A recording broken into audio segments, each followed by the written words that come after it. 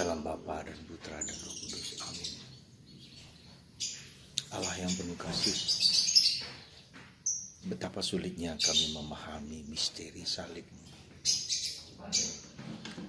Kami jatuh dan jatuh. Kami berdosa dan berdosa. Dan kami sulit memahami kekurangan, keterbatasan salib kami masing-masing. Padahal kami diminta untuk memanggul salib kami bersama Yesus. Bantu kami untuk mampu dan bisa memasuki misteri salib-Mu. Terpujilah nama-Mu kini dan sepanjang segala masa. Amin. Para saudaraku terkasih, hari ini Yesus mengatakan tentang, sekali lagi, salibnya.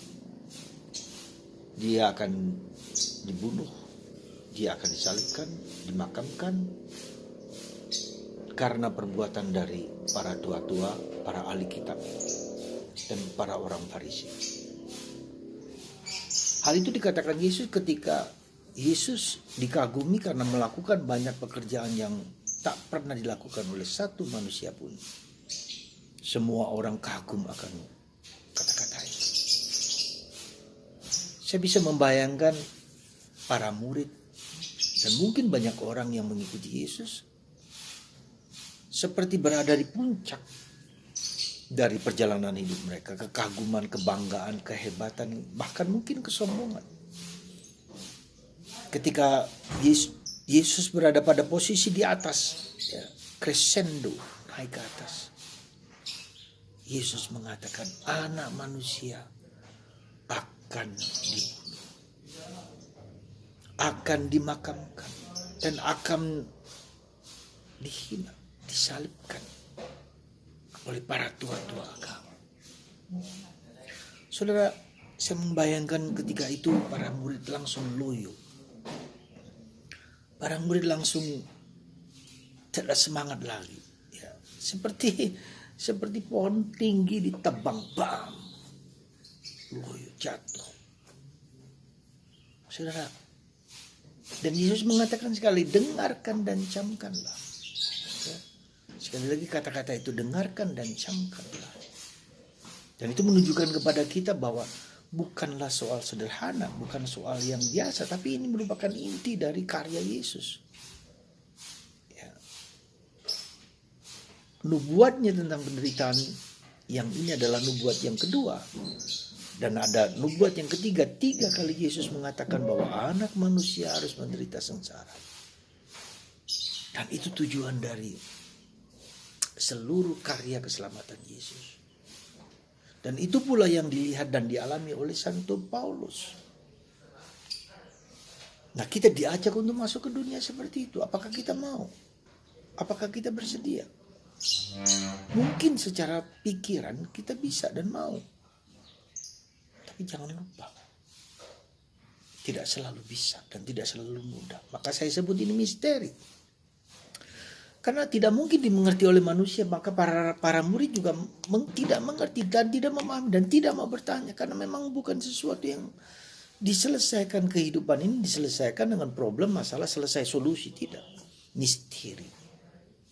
Kita hanya bisa diajak masuk ke kedalaman itu tanpa bisa paham seluruh karya penyelamatan Yesus. Saudaraku terkasih dalam Kristus, mari kita hanya mohon rahmat, mohon bantuan Tuhan. Bantu aku, bantu kami untuk memasuki misteri salib-Mu, salib Yesus, dengan penuh sukacita, dengan penuh kegembiraan, dengan penuh syukur. Bukan yang gampang, bukan yang mudah. Karena itu misteri dan tidak bisa misteri diterangkan secara apapun. Dengan pikiran, dengan pola, dengan kebijaksanaan, dengan apa saja tidak bisa. Itulah saudaraku terkasih. Menjadi pengikut Yesus itu berarti juga bahwa kita dipanggil untuk mengikuti jalan-jalannya. Apakah Yesus juga mengerti seluruh pengalaman penderitaannya? Mungkin iya, juga mungkin tidak. Ketika di Getsemani kita melihat bagaimana, ya Bapa, Aku ingin piala ini berlalu daripadaku, tetapi kehendak-Mu lah yang terjadi. Kita manusia, dan sebagai manusia saya yakin Yesus juga tidak mampu mengerti seluruh pengalaman penderitaannya. Maka dia hanya satu yang bisa kita lakukan, beriman. Hanya satu yang bisa kita lakukan, menyerah kepada Tuhan. Hanya satu yang bisa kita lakukan, memasrahkan diri kepada Tuhan. Mengizinkan Tuhan memberikan diri kita di dalam tangan Tuhan. Dan itu mempersembahkan diri kita ke dalam tangan dan rencana Allah. Yang pasti, saya yakin yang pasti baik bagi kita. Yang pasti berguna dan bermanfaat bagi kita. Yang pasti, sekali lagi saya memastikan, ketika kita berani mempersembahkan hidup kita kepada Tuhan, itulah jalan terbaik dan itulah jalan salib.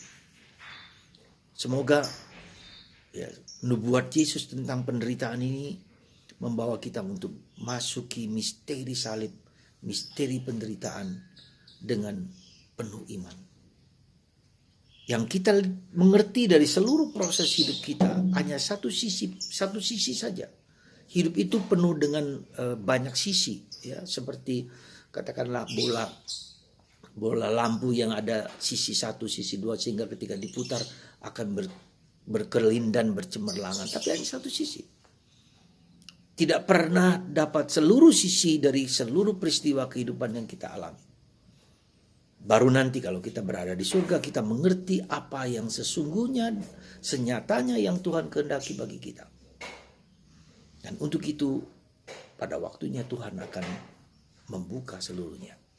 Tapi sekarang, Tuhan hanya minta kepada kita untuk menerima, untuk mempersembahkan diri kita, untuk beriman. Semoga Anda, saya, dan kita semua diajak masuk kepada misteri salib itu. Tuhan memberkati Anda dan saya, dan memberkati kita semua, supaya mata batin kita paling tidak sedikit mencicipi pengertian dan pemahaman yang diberikan oleh Yesus kepada kita. Tuhan memberkati Anda dan saya, sehingga kita mampu berjalan dalam salib Tuhan dengan penuh sukacita dan kegembiraan dalam nama Bapa dan Putra dan Roh Kudus. Amin.